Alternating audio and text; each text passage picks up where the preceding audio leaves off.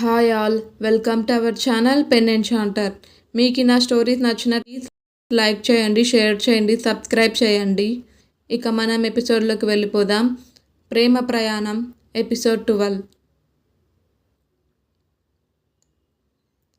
రజిత సరే, ఈ ఐడియా బాగుంది అని అంది.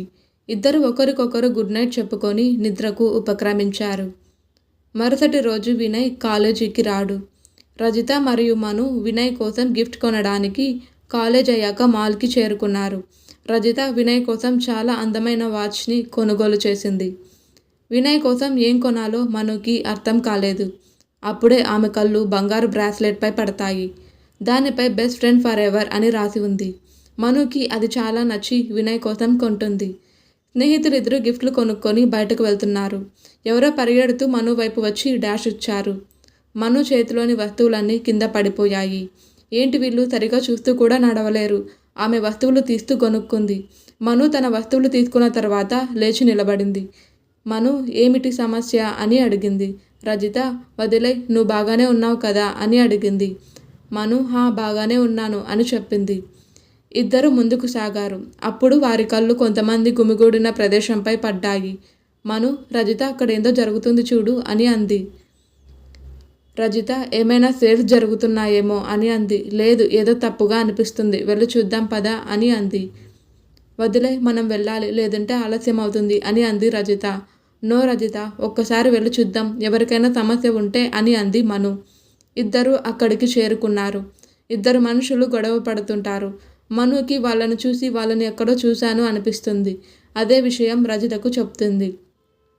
ఏం మాట్లాడుతున్నావు నువ్వు? ఆ రౌడీలని నువ్వెప్పుడు చూస్తావు అని అడిగింది రజిత. మను ఏదో గుర్తు తెచ్చుకోవడానికి ప్రయత్నిస్తుంది. ఆ రోజు నాకు సహాయం చేసింది ఇతనే కదా అని తనలో తానే అనుకుంటున్నట్లు పైకే అంది. ఏంటి, ఏం చెప్తున్నావు నువ్వు అని అంది రజిత. ఏం లేదు అని అంది మను. అప్పుడే మను మనసులో ఆ రోజు తనని కాపాడిన వ్యక్తి ఇతనే అయితే ఇక్కడెలా అని అనుకుంది. రజిత మనును చూసి ఏం జరుగుతుంది ఇక్కడ, పద, మనకు ఆలస్యం అవుతుంది అని అంది. మను కానీ అంటూ ఏదో చెప్పబోతుంటే అప్పుడే ఎక్కడి నుంచో గన్ షూట్ చేసిన సౌండ్ వస్తుంది. అందరూ పరిగెత్తడం మొదలుపెట్టారు. రామ్ నేల మీద పడిపోవడం మను చూసింది. ఆమె రామ్ వైపు కదలబోతుంది, కానీ రజిత ఆమెను ఆపింది. అప్పుడే ఒక వ్యక్తి రామ్ వైపు పరిగెడుతూ వచ్చాడు. అతని చేతిలో గన్ ఉంది. ఆ వ్యక్తి వచ్చి, మీ గురించి మీరు ఏమనుకుంటున్నారా? మీరు మమ్మల్ని పట్టుకోవడం అంత ఈజీ అనుకుంటున్నారా? ఢిల్లీలో మా బిజినెస్ దెబ్బతీసి ఇక్కడ కూడా అలానే చేస్తుంటే చూస్తే ఊరికే ఉంటాం అనుకుంటున్నారా అని అంటూ రామ్ వైపు గన్ గురిపెట్టాడు. ఏదో తగలడంతో గన్ కింద పడిపోయింది. ఎవరో చెప్పు విసిరి కొట్టినట్లు చూశాడు. అది మను. అతనికి ఏమీ అర్థం కాకముందే మను అతనిపై దాడి చేస్తుంది. ఇది చూసిన అవతలి వ్యక్తి కూడా మను వైపు పరిగెడుతూ వచ్చాడు. కానీ ఆమె తన పంచులతో వారిద్దరినీ ఓడించింది.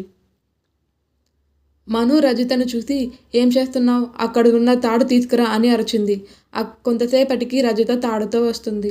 ఇద్దరు వ్యక్తులను తాడుతో కట్టేస్తారు. ఆ తర్వాత మను రజితకి పోలీసులకు ఫోన్ చేయి అని చెప్తుంది. అప్పుడే మను రామ్ని గమనిస్తుంది. రామ్ భుజంపై షూట్ చేయడం వల్ల అధిక రక్తస్రావం కారణంగా అపస్మారక స్థితిలో ఉన్నాడు. అక్కడ నిల్చున్న వాళ్ళను చూసి మను, ఇక్కడ ఏమైనా డ్రామా జరుగుతుందా? ఇక్కడేం జరుగుతుందో చూశారు కదా, ఎవరైనా మాకు సాయం చేస్తారా అని అడిగింది. అది విని అందరూ ముందుకు వస్తే అందులో ఒక వ్యక్తి ఆ గుండాలను పట్టుకుంటాడు. ఇంకో పెద్ద ఆయన, అమ్మ, ఆ అబ్బాయిని ఆసుపత్రికి తీసుకెళ్ళండి, మేము ఈ గుండాలను పోలీసులకు అప్పగిస్తాము అని చెప్పాడు. అందరి సహాయంతో మను రామ్ని టాక్సీలో హాస్పిటల్కి తీసుకువెళ్తుంది. ఎక్కువ ప్రశ్నలు వేయకుండానే వెంటనే అడ్మిట్ చేసుకుంటారు ఆ హాస్పిటల్ వాళ్ళు. డాక్టర్ ట్రీట్మెంట్ చేసి బయటకు వచ్చాడు. డాక్టర్, ఇప్పుడు అతను ఎలా ఉన్నాడు అని అడుగుతుంది మను. టెన్షన్ పడాల్సిన అవసరం లేదు, బుల్లెట్ అతని భుజాన్ని తగిలింది, అతను ఇంకా అపస్మారక స్థితిలో ఉన్నాడు, కొంతసేపటికి అతనికి స్పృహ వస్తుంది అని చెప్పాడు ఆ doctor. Manu, thank God, thank you Kannayya, నువ్వు నా మాట విన్నావు అని మనసులోనే దేవుడికి థ్యాంక్స్ చెప్పింది. మీరు అతనికి బంధువా? హాస్పిటల్ ఫార్మాలిటీని పూర్తి చేయండి అని చెప్పి డాక్టర్ అక్కడి నుండి వెళ్ళిపోతాడు. మను రజితతో, ఇప్పుడేం చేయాలి, అతని పేరు కూడా నాకు తెలియదు అని అంది. రజిత అతని ఫోన్ చెక్ చేస్తే మనకు ఏదో ఒకటి తెలుస్తుంది కదా అని అంది. రామ్ ఫోన్ ఓపెన్ చేసి కాల్ లిస్ట్లో ఫస్ట్లో ఉన్న నెంబర్కి డయల్ చేసి రామ్ గురించి చెప్పింది. అతను ఎవరో కాదు, ఆనంద్. రజిత, మను మనం బయలుదేరాలి, వినయ్ మన కోసం వెయిట్ చేస్తూ ఉంటాడు అని చెప్పింది. మను, ఫోన్ చేశాం కదా, వాళ్ళు వస్తున్నారు, రాగానే మనం వెళ్ళిపోదాం అని చెప్పింది. కొంతసేపటికి ఆనంద్ హాస్పిటల్కి చేరుకున్నాడు. రిసెప్షన్లో అతని గురించి అడిగి రామ్ ఉన్న రూమ్ దగ్గరకు వచ్చాడు. అక్కడ మనుని చూసి మను దగ్గరకు వెళ్ళి, ఏమైంది, రామ్ ఎక్కడ ఉన్నాడు అని అడిగాడు. మను, లోపల ఉన్నారు, టెన్షన్ పడకండి, అతను బాగానే ఉన్నాడు, మాకు కొంచెం పని ఉంది, మేము వెళ్తాము అని చెప్పింది. ఆనంద్, పర్వాలేదు, మీరు వెళ్ళండి, నేను ఇక్కడ ఉంటాను, మీరు చేసిన హెల్ప్కి చాలా థ్యాంక్స్ అని చెప్పాడు. మను, థ్యాంక్స్ అక్కర్లేదు, మాకేది కరెక్ట్ అనిపించిందో అదే చేశాం, బాయ్ అండి, రేపు కలుద్దాం అంటూ రజిత మరియు మను హాస్పిటల్ నుండి బయలుదేరారు. ఇక్కడ పార్టీలో వినయ్ పదే పదే తలుపు వైపు చూస్తున్నాడు. రాజేంద్ర, ఏమైందిరా పదే పదే తలుపు వైపు చూస్తున్నావు అని అడిగాడు.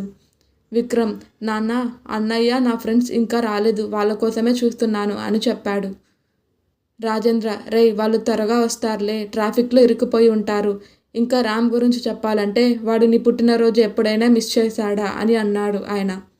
వినయ్ నవ్వుతూ లేదు అని తల ఊపాడు. అప్పుడే వచ్చారు మను, రజితలు. హ్యాపీ బర్త్డే వినయ్ అని మను, రజిత విషెస్ చెప్పారు. వినయ్, థ్యాంక్ యూ, మీరేంటి ఇంత లేట్గా వచ్చారు అని అడిగాడు. రజిత, మను మేడం సామాజిక సేవలో బిజీగా ఉన్నారు, అందుకే లేట్ అయింది అని చెప్పింది. మను, నువ్వు నోరు మూసుకొని ఉండు అని కసిరి సైలెంట్ అయింది. వినయ్, ఏమైంది, ఏదైనా సమస్య అని అడిగాడు. మను, ఏం లేదు, ఈ మధ్య రజితకి మాటలు ఎక్కువయ్యా ఇదిలే అని అంది.